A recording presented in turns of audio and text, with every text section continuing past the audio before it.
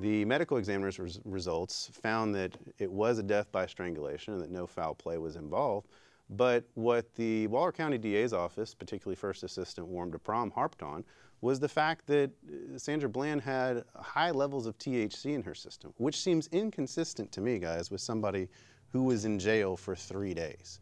Did she smoke smoke weed in the jail? What's going on? Give me your thoughts. You know, so the THC and the marijuana, I don't know if you smoked marijuana before, but you usually don't become suicidal. Will not admit to it on air. You did inhale. You did inhale. I will not admit on air. But you know, when you smoke marijuana, you're laid back. Usually, you're relaxed. I don't think you're a violent or an assaultive person. I think to have enough marijuana in your system to have put you to that level would have to be a heck of a lot.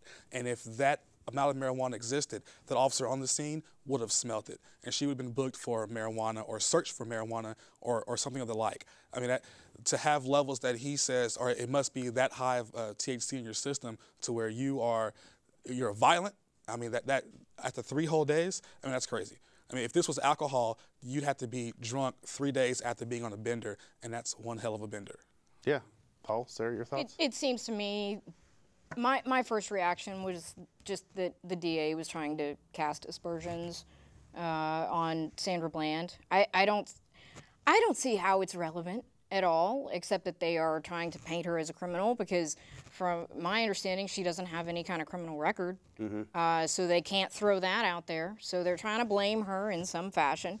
As far as the statements about, oh, you know, the levels were so high, this is 3 times the normal amount or something like that, I would really want to see more information about how accurate those tests are.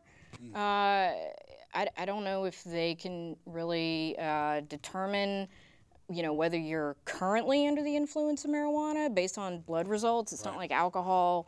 You know, she could have been a heavy smoker all of her life and it just built up, and that was normal for her.